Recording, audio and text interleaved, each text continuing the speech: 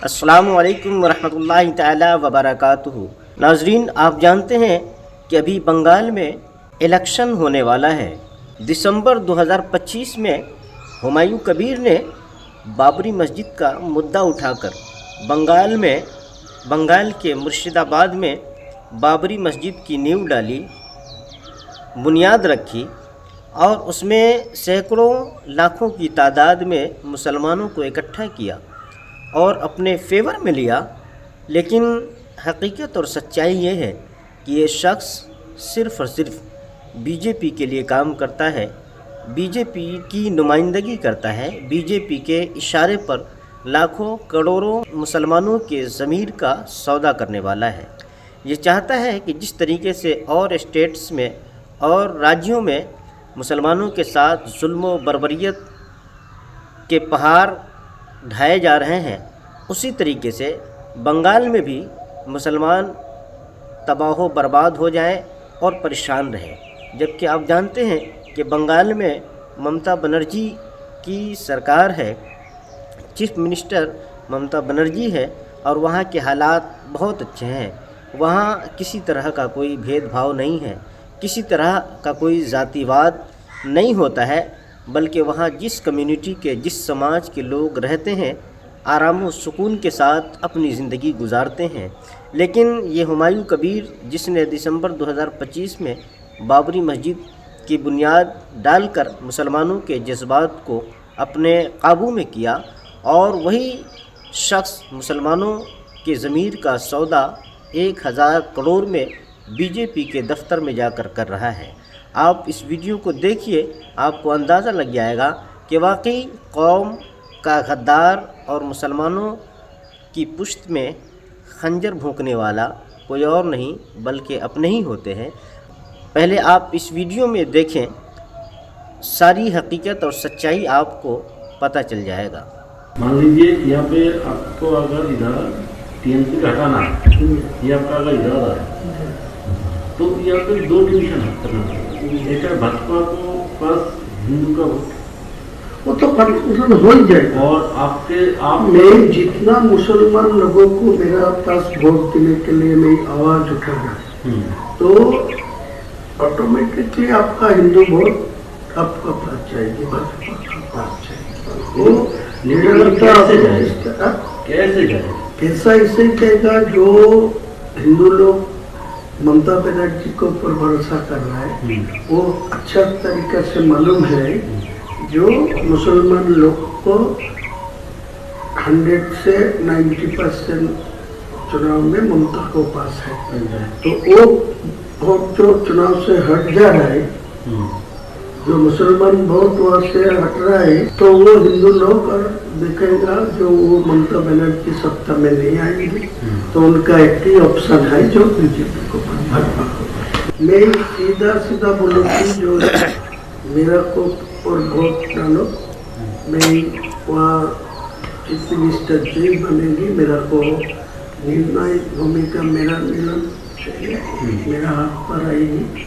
तो मैं अगले दिन चीफ मिनिस्टर जो होगी वो हिंदू लोग की होगी, मेरा कोई टारगेट नहीं है चीफ मिनिस्टर बनना। लेकिन जो लोग बनेगी उनको मेरा पास 80-90 294 से 80-90 मेरा पास रहेगी। तो मैं अगले दिन वो चीफ मिनिस्टर को सपोर्ट देने के लिए नहीं ये एजेंडा रखूँगा। भाजपा से अगर चीफ मिनिस्टर बनेगा तो आप सपोर्ट देंगे?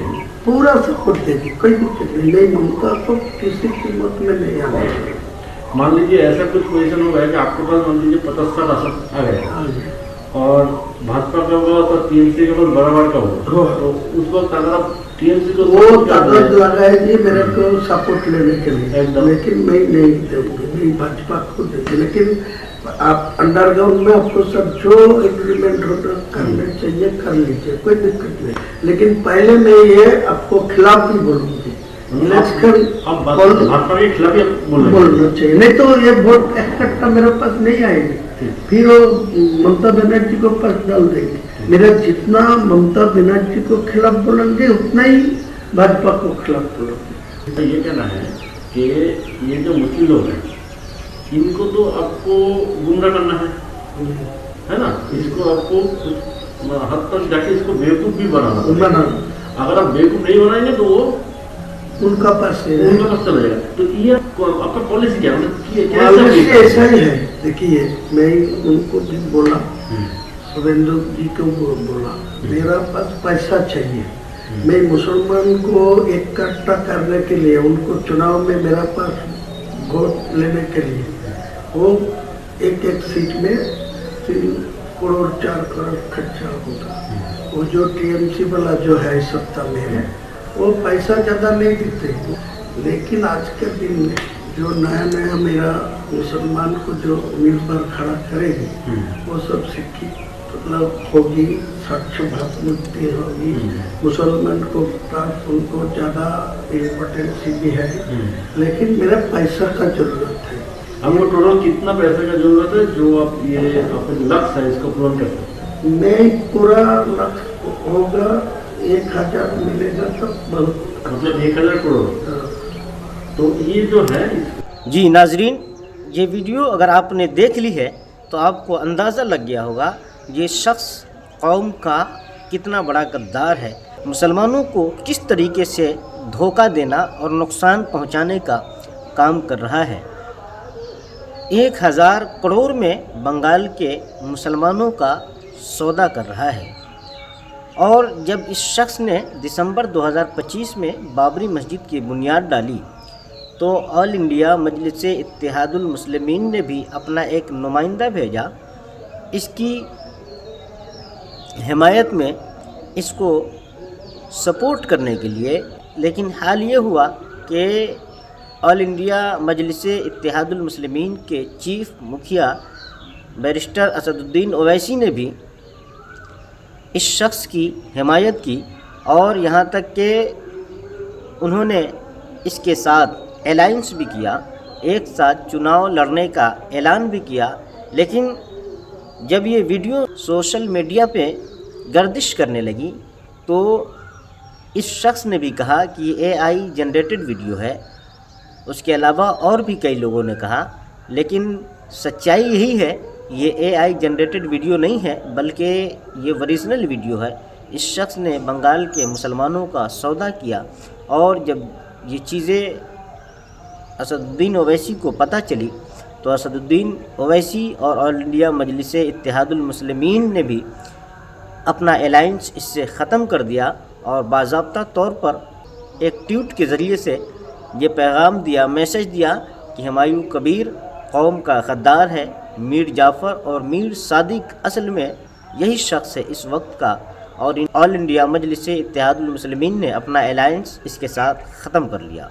तो नाजरीन, कोई भी शख्स अगर आप बंगाल मुर्शिदाबाद या बंगाल के किसी भी खित्ते इलाके से देख रहे हैं या हुमायूं कबीर के इलाके से देख रहे हैं या इसकी लोकसभा एरिया से आप देख रहे हैं तो इस शख्स से दूर रहें और इस शख्स को वोट ना दें और न लोगों को देने दें। यकीनन ये कौम का गद्दार है, मुसलमानों के साथ बहुत बड़ी नाइंसाफ़ी हो रही है और मुसलमानों का वोट लेकर मुसलमानों की ही पुश्त में खंजर भोंकने की सारी कोशिशों को पार करता हुआ नज़र आ रहा है। तो नाज़रीन, उम्मीद है कि इस वीडियो के ज़रिए आपको पता चल गया होगा मीर जाफ़र और मीर सादिक कहीं और से नहीं आते बल्कि हमारी ही कौम से निकलते हैं और हमारी ही कौम को नुकसान पहुंचाते हैं, धोखा देते हैं। तो नाज़रीन, ऐसे शख्स से होशियार रहें और अपने आप को बचाएं। तो ये वीडियो आपको कैसी लगी कमेंट सेक्शन में अपनी राय ज़रूर पेश करें। अस्सलामु अलैकुम वरहमतुल्लाहि ताला व बरकातुहू। खुदा हाफिज़।